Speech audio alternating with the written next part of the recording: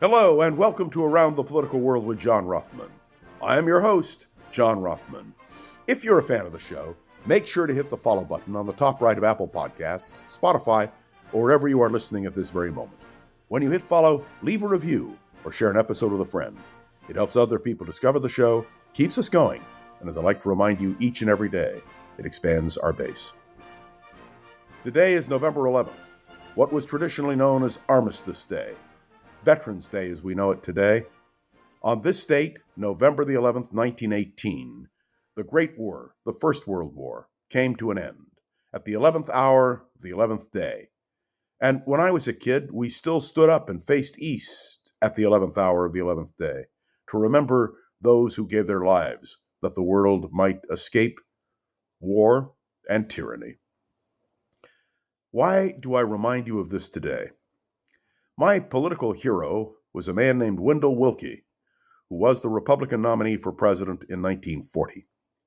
84 years ago, Willkie spoke to the American people on this day, Armistice Day, November the 11th. His words then have great meaning for all of us today, and I would share some of his words with you. This, by the way, is a copy of the book from which I am reading, and it is inscribed by Wendell Willkie. 22 years ago today, a great conflict raging in the battlefields of Europe came to an end. The guns were silent. A new era of peace began. For that era, the people of our Western world, our democratic world, held the highest hopes. But those hopes have not been fulfilled. The democratic way of life did not become stronger. It became weaker. Like a dying lamp, the spirit of constitutional government flickered, and now the light has disappeared entirely upon the continent of Europe. We in America watched darkness fall upon Europe. As we watched, there approached an important date for us, the national election of 1940. Example for the world of democracy in action, of a Greek people faithful to their constitution and to their elected representatives. 50 million people exercised the right of the franchise, the precious right, which we inherited from our forefathers, which we must cherish and pass on to future generations. Thus it came about that although constitutional government had been blocked out elsewhere, here in America, American men and women kept it triumphantly alive. No matter which side you were on, remember, this great free experiment of our faith in the free system of government must have given hope to millions upon millions of others in the heroic island of Britain and the ruined cities of France and Belgium. Yes, perhaps even to the people in Germany and Italy. It has given hope wherever man still hopes to be free. People become bitter in campaigns, but we Americans know that this bitterness is a distortion, not a true reflection of what is in our hearts. There is no bitterness in mine. I hope there is no bitterness in yours. We have elected Franklin Roosevelt president. He is my president. He is your president. We, all of us, owe him the respect due to his high office. We give him that respect. We will support him with our best efforts for our country. And we pray God may guide his hand in the supreme task of administering the affairs of the people. Simple words, which I have decided to share with you today because our national election has passed, because the light of liberty has flickered throughout the world, particularly in Ukraine. I want to point out that even as I speak, there is a war going on. And as all of you know, the Ukrainians launched a major attack on Moscow, the capital of Russia. President-elect Donald Trump has pledged to end wars around the world. He has said he will end the war in Ukraine. He has said he will end the wars in Gaza and Lebanon.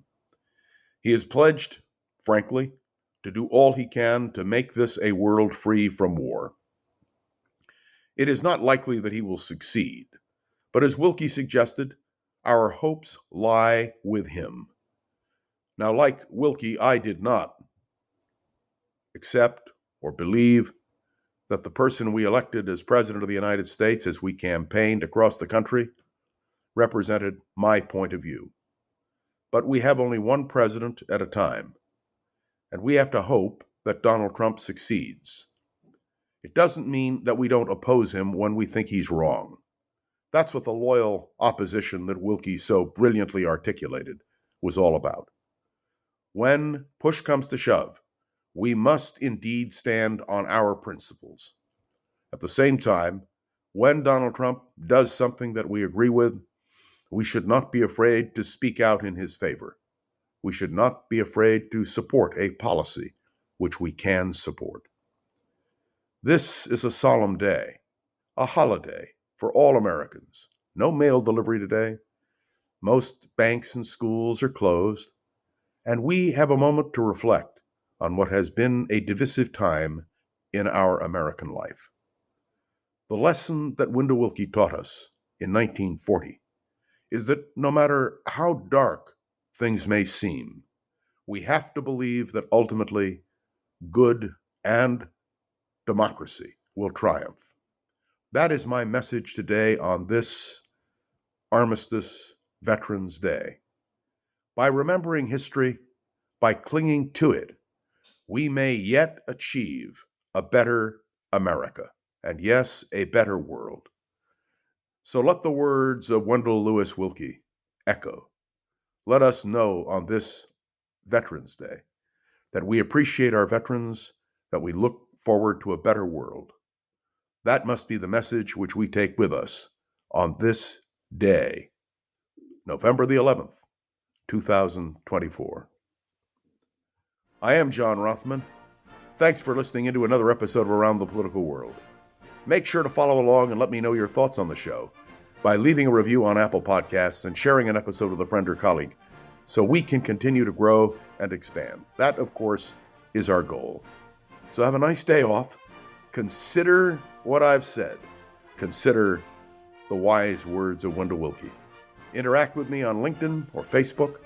And of course, my deep appreciation to Gogo Zugger, the wonderful producer of Around the Political World with John Rothman.